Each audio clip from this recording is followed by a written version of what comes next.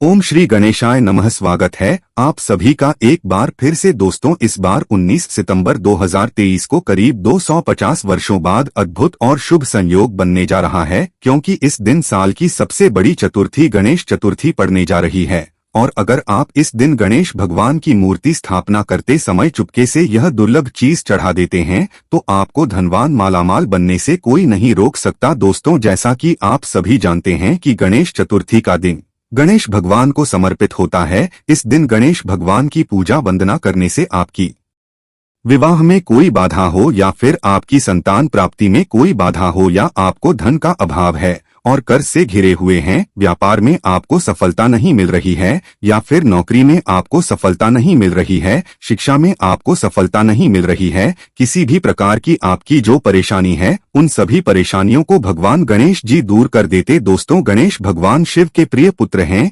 इसीलिए गणेश चतुर्थी के दिन गणेश जी यह एक चीज चढ़ा देने से गणेश भगवान बहुत ही शीघ्र प्रसन्न होकर आपकी सभी मनोकामना पूर्ण कर देते हैं। तो जानेंगे कौन सा है वह उपाय और कौन सी पूजा विधि है जिससे गणेश भगवान खुश होकर गणेश चतुर्थी पर आपकी सभी मनोकामनाएं पूर्ण कर देंगे। और दोस्तों, यदि आप भी अपने जीवन में गणेश भगवान की कृपा पाना चाहते हैं तो इस वीडियो को लाइक करके कमेंट में ओम श्री गणेशाय नमः लिखना न भूलें। दोस्तों, हिंदू धर्म में भगवान गणेश की उपासना का विशेष महत्व है। विघ्नहर्ता भगवान गणेश प्रथम पूजनीय देवता हैं। मान्यता है कि भगवान गणेश की उपासना करने से सुख, समृद्धि, बुद्धि व बल आदि का आशीर्वाद प्राप्त होता है। हर साल भाद्रपद मास के शुक्ल पक्ष की चतुर्थी तिथि को भगवान गणेश का जन्मोत्सव धूमधाम के साथ मनाया जाता है। इस दिन को गणेश चतुर्थी के नाम से भी जानते हैं। इस दिन लोग गणपति को ढोल नगाड़ों के साथ लाते हैं और उन्हें स्थापित करने के बाद विधि विधान से पूजा अर्चना करते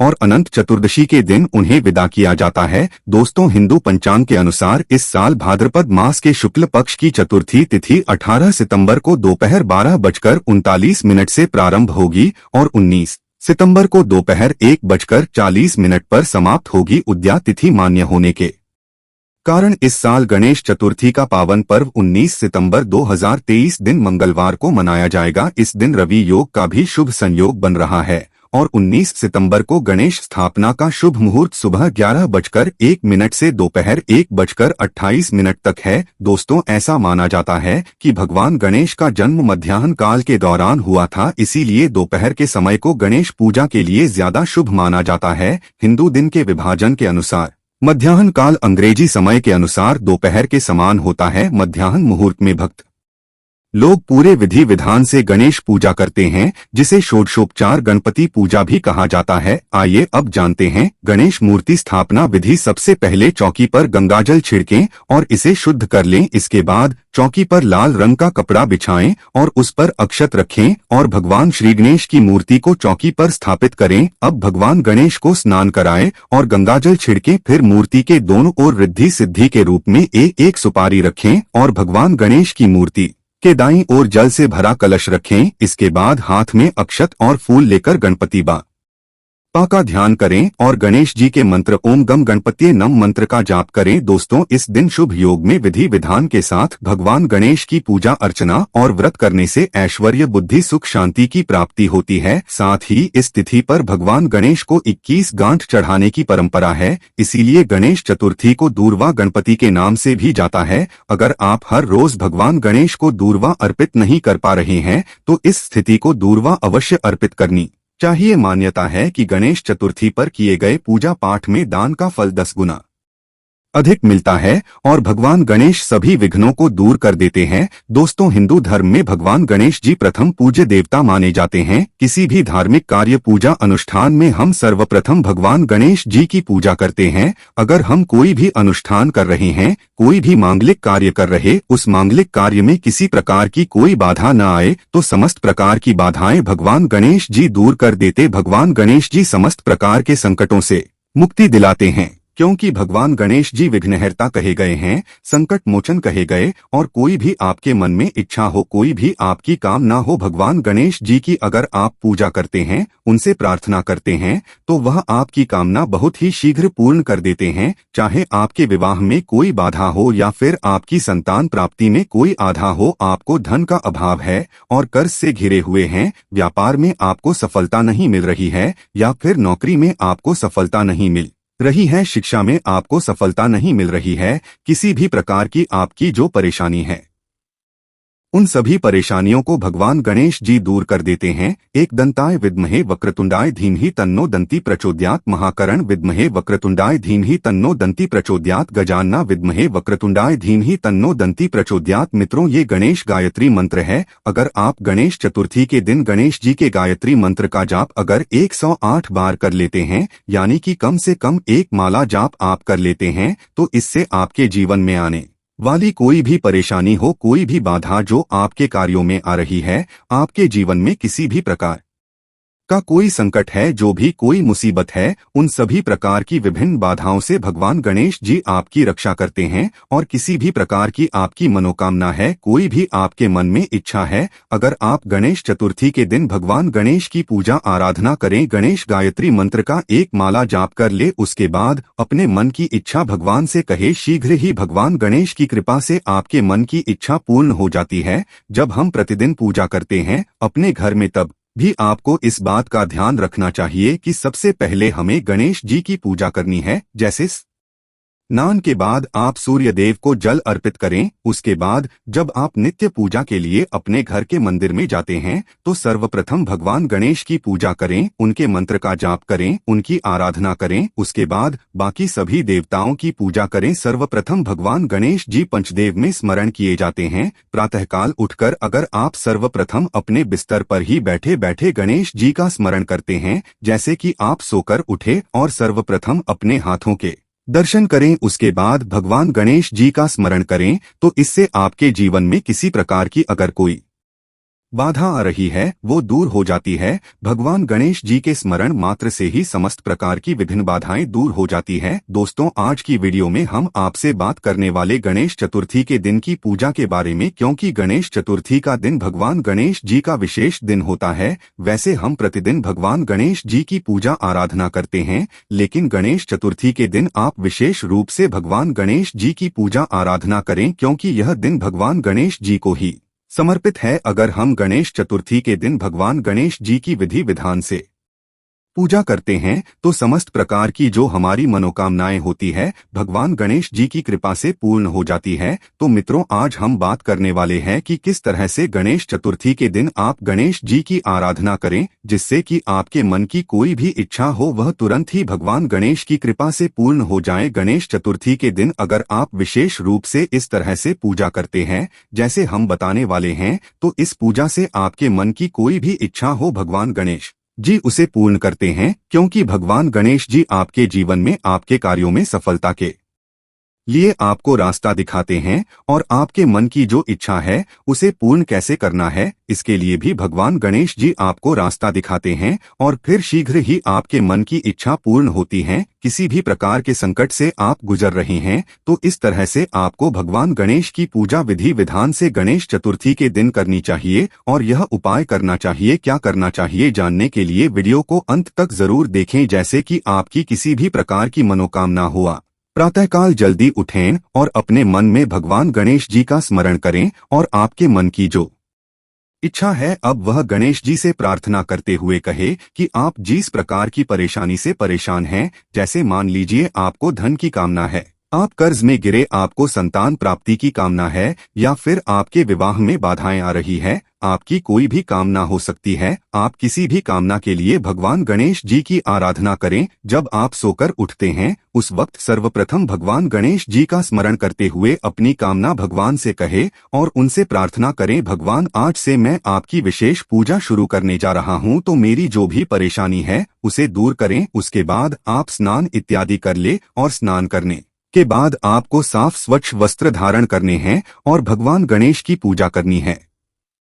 तो भगवान गणेश की पूजा के लिए आप चाहें तो अगर आपके आसपास कोई गणेश मंदिर है तो वहां जाकर भी भगवान गणेश की विधि विधान से पूजा कर सकते हैं। नहीं तो आप अपने ही घर में भगवान गणेश जी की जो मूर्ति है या अगर आपके घर में कोई क्या स्थापित है, क्योंकि विग्रह की पूजा का विशेष महत्व होता है। भगवान गणेश की विग्रह अगर आपके घर में है तो वो ज्यादा महत्वपूर्ण होता है। आप उसका अभिषेक करके विधि विधान से पूजन करते हैं। लेकिन अगर विग्रह नहीं है तो आप तस्वीर पर भी यानी कि कोई भगवान गणेश जी की फोटो भी हो उनको भी आप अपने घर के मंदिर में स्थापित कर सकते हैं और विधि विधान से उनकी पूजा कर सकते हैं। पूजा कैसे करनी है? अगर विग्रह है तो आप गंगाजल से अभिषेक कर सकते हैं, जल से अभिषेक कर सकते हैं या फिर आप कच्चे दूध से या पंचामृत से अभिषेक कर सकते हैं, जैसी भी आपकी उपलब्धता है। अगर पंचामृत हैं यानी कि दूध, दही, घी, शहद, शक्कर, तो ये सभी वस्तुएं मिलाकर भगवान गणेश का अभिषेक करें। उसके बाद आपको जल गंगाजल से अभिषेक करना है। भगवान गणेश को पीले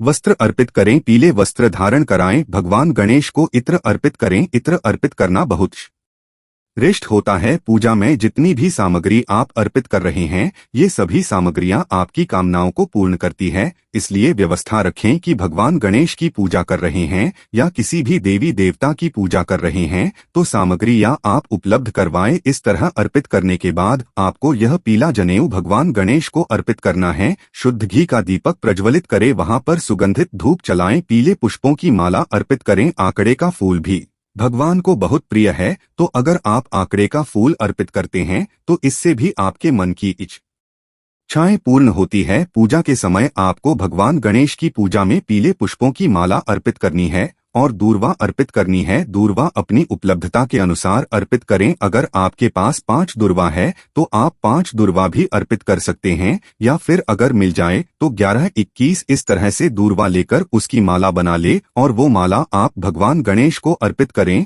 तो शीघ्र ही आपके मन की इच्छाएं पूर्ण होंगी। भगवान गणेश जी को हल्दी और सिंदूर का तिलक लगाएं और अक्षत का तिलक भी भगवान गणेश के मस्तक पर जरूर लगाना चाहिए।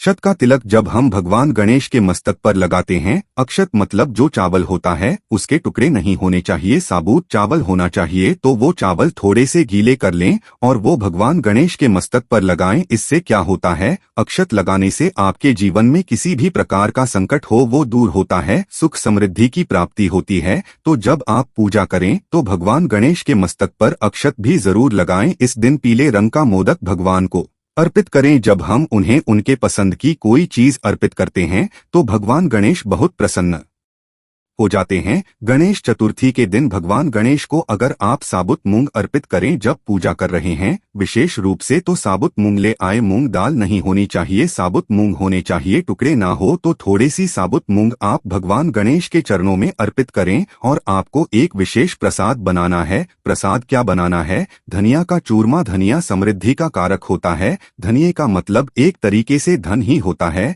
जैसे कि हम धनतेरस पर भी धनिया की पूजा करते हैं, धनिया की खरीदारी करते हैं, तो थोड़ा सा धनिया आपको लेना है, उसको थोड़ा सा भून लीजिए और घी और चीनी मिलाकर उसका चूरमा बनाइए और वो भोग स्वरूप भगवान गणेश को अर्पित कीजिए। इस भोग से भगवान गणेश बहुत प्रसन्न होते हैं। यह भोग भगवान को बहुत प्रिय है। अगर आप इस चूरमा का भोग लगाते हैं तो बहुत ही श्रेष्ठ है। गणेश चतुर्थी को आप भोग जरूर अर्पित करें। अगर आपके पास मोदक उपलब्ध हो तो मोदक का भोग लगाएं। अगर मोदक ना हो तो इसकी जगह पर आप कोई भी वस्तु जैसे कि जो आपके पास उपलब्ध हो, अगर बूंदी के लड्डू मिल जाते हैं या आपको मूंग दाल का लड्डू मिल जाता है, मार्केट से ले आए या घर पर बना सकते हैं।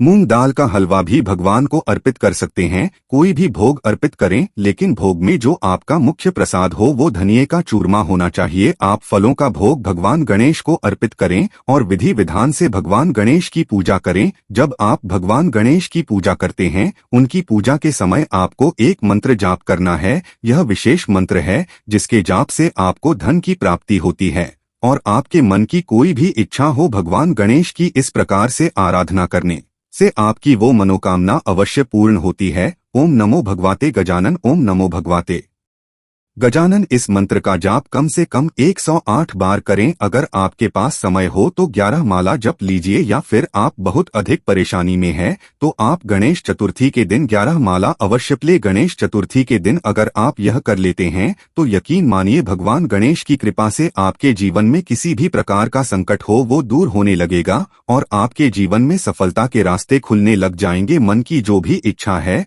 जो आपने भगवान को कही है, आपकी इच्छा पूर्ण होने के रास्ते आपको दिखने लग जाएंगे। भगवान गणेश सभी प्रकार के सुखों को देने वाले, तो इससे संतान की प्राप्ति होती है, उत्तम संतान की प्राप्ति होती है। तो आप विशेष किसी भी कामना के लिए अलग से मंत्र जाप कर सकते हैं, लेकिन इस मंत्र का जाप आपको गणेश चतुर्थी के दिन 108 बार जरूर करना है। और आप सिर्फ गणेश चतुर्थी पर ये करके देखें। इस विधि से गणेश चतुर्थी के दिन भगवान गणेश की पूजा करें तो आपके मन की कोई भी ऐसी इच्छा नहीं है जो भगवान गणेश जी पूर्ण करें। भगवान गणेश जी पर आपकी श्रद्धा और अटूट विश्वास होना चाहिए कि भगवान गणेश से हम अपनी प्रार्थना कह रहे हैं और हमारी प्रार्थना अवश्य सुनी जाएगी, हमारी प्रार्थना अवश्य पूर्ण होगी। दोस्तों आइए अब आपको गणेश चतुर्थी की व्रत कथा सुनाते, जिसे सच्चे दिल और साफ मन से सुनने मात्र से आपकी हर इच्छा पूरी हो जाएगी। पहली कथा पौराणिक एवं प्रचलित श्री गणेश कथा के अनुसार एक बार देवता कई विपदाओं में घिरे थे, तब वह मदद मांगने भगवान शिव के पास आए। उस समय शिव के साथ कार्तिकेय तथा गणेश जी भी बैठे थे। देवताओं की बात सुनकर शिवजी ने कार्तिकेय व गणेश जी से पूछा कि तुम में से कौन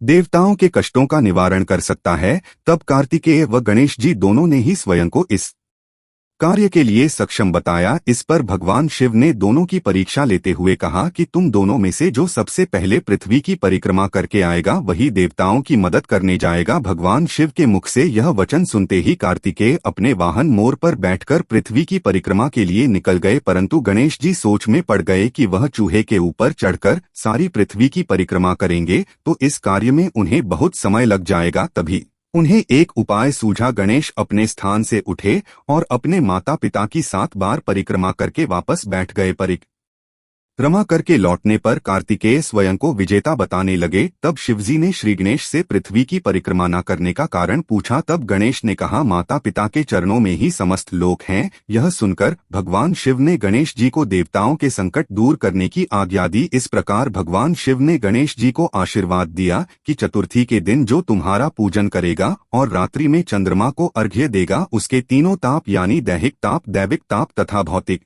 ताप दूर होंगे। इस व्रत को करने से व्रतधारी के सभी तरह के दुख दूर होंगे और उसे जीवन के भौतिक सुखों की प्राप्ति होगी। चारों तरफ से मनुष्य की सुख समृद्धि बढ़ेगी, पुत्र पौत्रादि धन ऐश्वर्य की कमी नहीं रहेगी। गणेश चतुर्थी व्रत की दूसरी कथा एक समय की बात है। राजा हरिश्चंद्र के राज्य में एक कुम्हार था। वह मिट्टी के बर्तन बना था, लेकिन वे कच्चे रह जाते थे। एक पुजारी की सलाह पर उसने इस समस्या को दूर करने के लिए एक छोटे बालक को मिट्टी के बर्तनों के साथ में डाल दिया। उस दिन संकष्टी चतुर्थी का दिन था। उस बच्चे की माँ अपने बेटे के लिए परेशान थी। उसने गणेश जी से बेटे की कुशलता की प्रार्थना की। दूसरे दिन जब कुम्हार ने सुबह उठकर देखा तो में उसके बर्तन तो पक गए थे, लेकिन बच्चे का बाल बांका भी नहीं हुआ था। वह डर गया और राजा के दरबार में जाकर सारी घटना बताई। इसके बाद राजा ने उस बच्चे और उसकी मां को बुलाया तो मां ने सभी तरह के विघ्न को दूर करने वाली संकष्टी चतुर्थी का वर्णन किया। इस घटना के बाद से महिलाएं संतान और परिवार के सौभाग्य के लिए संकट चौथ का व्रत करने लगे। तीसरी कथा एक समय की बात है कि विष्णु भगवान का विवाह